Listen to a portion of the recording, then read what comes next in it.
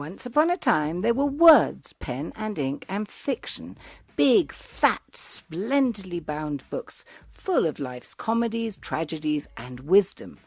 Then along came digital bits and bytes and widgets, transforming books into magical promises to thrill the eyes, ears, hearts, and minds of all who dare to engage. But this Christmas's runaway best-selling books are not digital, and instead have been from the likes of Russell Brand, Nigella Lawson, and Richard Hammond, not a literary lion among them.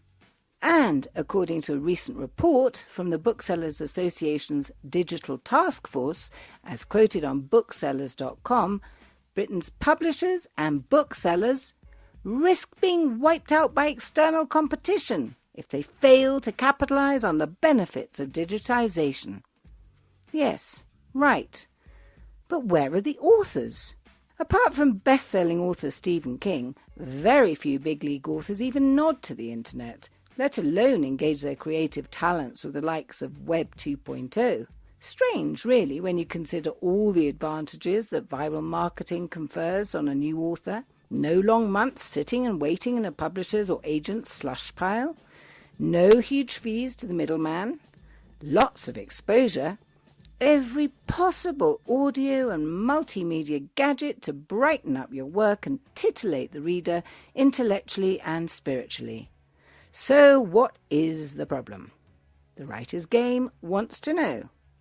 Why don't, for example, Ian McEwan and Tom Wolfe rush headlong to engage with the internet for their work? Well, we might never find out about Wolfe and McEwan, but Chris Joseph, writer-in-residence at De Montfort University, provides us a few clues. He is a very successful and obviously talented digital fiction writer, along with his academic colleague at De Montfort University, the long-established print writer and novelist Kate Pullinger. The two, individually and collaboratively, are in the vanguard of changing both writers' and consumers' attitudes towards digital fiction. But it's a bit of an uphill struggle, as Chris explains. What is digital writing? You explain it and the blank looks still remain. It's been great actually going out and trying to persuade people this is a valid form really, and it's not in opposition to print, it's in addition to print. To date, no one has yet successfully tackled the tricky aspect of money. If you work as a writer on the web, which is free to all comers, how on earth do you get paid? More than likely by offering work in other cross-platforms on the web, but with print, email, or other additional bonuses for paid-up readers. Or by becoming an academic in demand for your ability to combine the digital with personal publishing experience. But that is a hard slog for full-time writers who, not surprisingly, want to write. According to some, the doyenne of digital fiction now in many ways is Dr. Donna Leishman, a whiz at the appropriately named flash techniques and a practiced theoretician on reader response. She parlays her talents into very promising work based on sound, literary and creative ideas. But do they provide examples other writers will want to follow? Especially given that the learning curve to produce such digital fiction is so very, very steep. More importantly, what do readers think? Those very people a writer relies upon to achieve a sense of satisfaction in their work.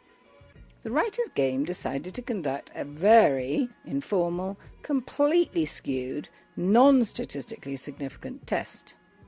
3 members of my family were bribed, coerced and generally cajoled into sitting down for a quiet half-hour or two with Leishman's Red Riding Hood, and this was the reaction. Anthony, a university-educated Ing-Lit canonical scholar, was willing, but not particularly able. His Luddite tendencies may well have let him down. I thought it was quite hard work. I thought it was a bit disjointed. The narrative didn't seem to flow. I think it's a little pretentious. It was sort of trying too hard. I don't think the graphics are up to it. I think this generation is used to video game graphics, which are absolutely terrific. So if you're going to have a sort of computer-animated story, really it has to be pretty high quality to keep people's interest. Adam, 21, a highly experienced gamer, techie and university undergrad, had never been exposed to digital fiction before. He seems, like many in the public, to not understand the difference between Leishman's work and computer gaming. I would not go back and do that game again. I would not do similar games. I found them a bit pretentious. I thought it was very similar to a comic or a graphic novel. Just the layout and the feel felt more like a Goosebumps. Children's Goosebumps, where you can pick your own ending. And Cleo, 12, well, Cleo didn't like it at all. Creepy, she said. Mostly, perhaps, because she was the only one to make it through to the secret diary and the dream sequences. I didn't really like it. I mean, it could have been done better. I kind of liked the idea, but it wasn't pulled off well. So, where does this leave us, the writer, who would like to jump in feet first and get cracking digitally? Not, I think, in a very good place right now.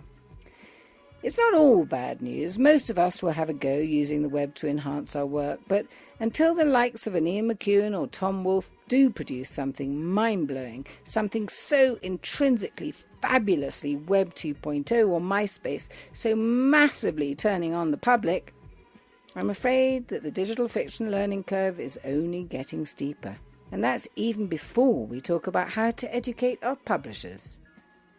For the Writers' Game and De Montfort University, this is Claudia Cragg.